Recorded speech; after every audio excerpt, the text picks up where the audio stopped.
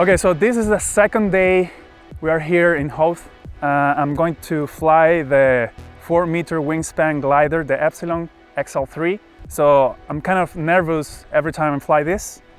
And yesterday we were also in this location, but a little bit down there. But yesterday I tried to fly it, and if you can see here, this is the spinner. And immediately when I throttle up, the spinner flew off. So I had to turn around real quick and land it.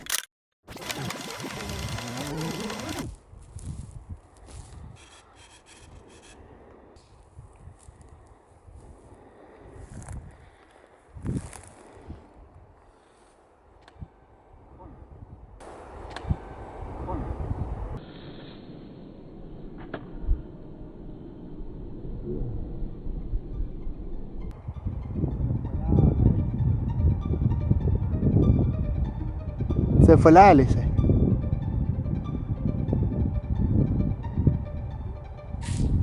Se fue la hélice. Oh, this guy is heavy. And also the wind wasn't very good and it wasn't in the right direction, so I had to land it right away and couldn't fly it. I had my Riser 100 with me. Jorge was there as well, and I invited him to see how this guy flies and, you know, to have some fun and enjoy the day. Hey everybody, my name is Jorge. I was here yesterday with Joyplanes. We tried to fly this big boy here, the Epsilon one, but we have a little inconvenience. As soon as we started flying, the spinner just came off. So we tried to fly the other one because we were in a little bit like disappointed with the first try. And the other one, of course, doesn't have an engine. I was so desperate to fly the Riser 100 or to fly something, you know, and I just decided to throw it, and I didn't pay attention to the direction of the wind, the speed, and many other things. So unfortunately, the glider just started to fly away and go down and down and lower and lower. I thought at some point that I was going to get some lift. I didn't. Trying to see the plane losing on the horizon, and that was it. It was gone. And it's a biggest shame because we lost it. We couldn't find it. So disappointed yesterday. Well, and today, of course, we need to try it again. We can find another piece so we can fly it. So hopefully everything goes fine. And I think the glider is at some place down there somewhere, but I couldn't find it, and I tried to walk down there, but it was very difficult. So I lost the Riser 100. Such a shame, but anyway, so we came here today to fly the Epsilon XL3, and let's see how it goes.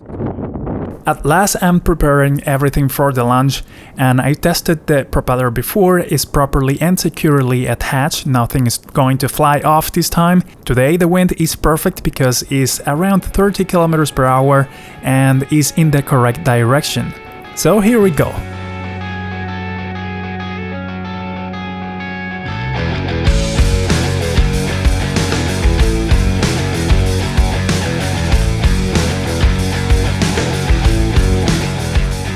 If you want to know what I'm using in the glider, I've done some videos. I will be doing more videos about this because I'm going to be upgrading it with new servos, new stuff, but definitely check the description below to see more videos about the Epsilon XL3.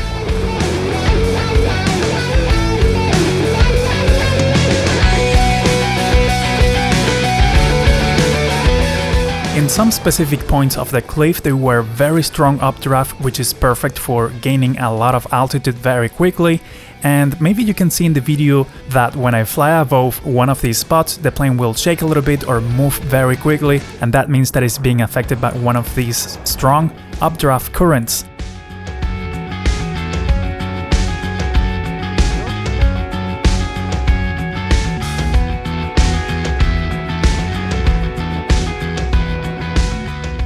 I have my barometer sensor activated from the receiver, and I could hear the beeping sound in my radio with the telemetry data, and that way I know when I'm climbing and when I'm descending. And overall I could hear more climbing than descending, so that means that I didn't have to use the motor, and I didn't for most of the flight. Like around 90% of the flight was powered by the wind. Unfortunately, because of the wind, you won't be able to hear in the video the sound of the barometer from the radio or even the glider passing by, which have a very distinctive sound, which I love to hear.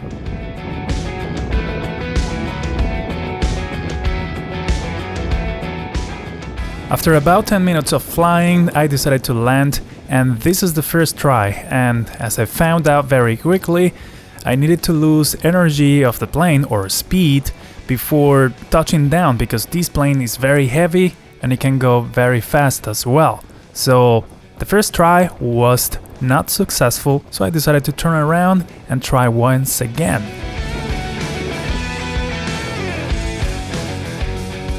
And this time I had a little bit of trouble to land it, but I definitely put it on the ground.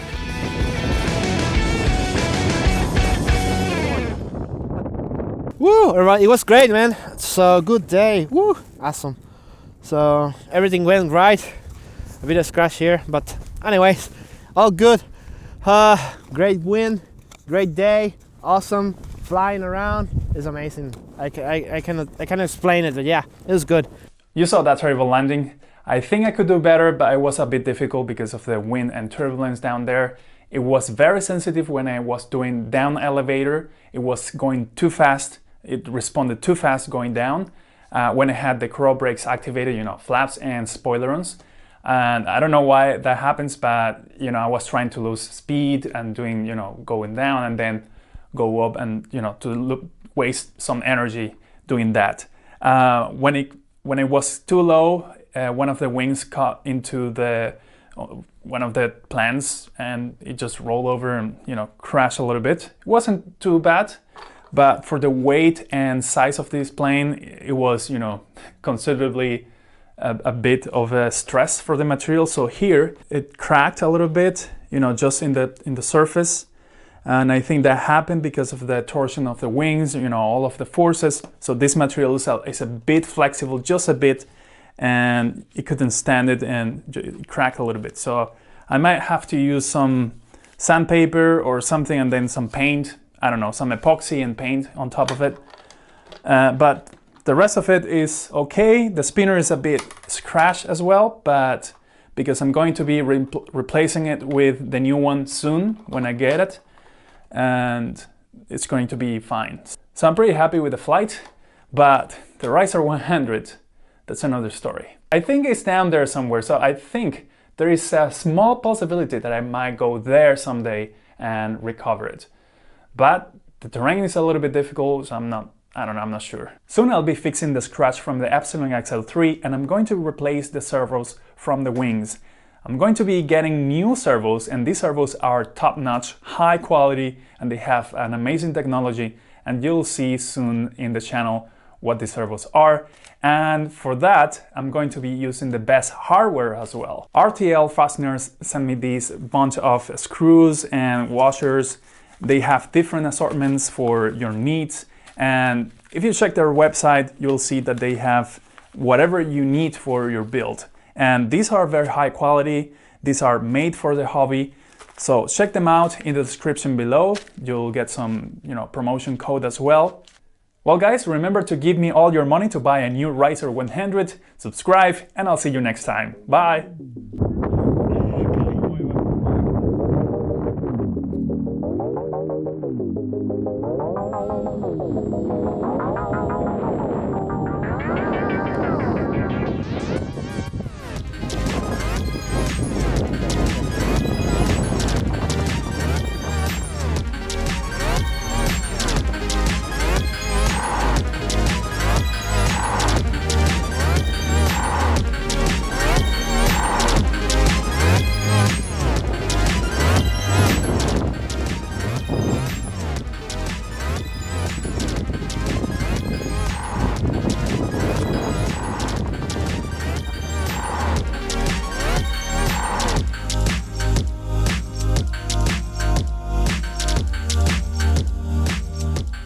So yeah, thank you.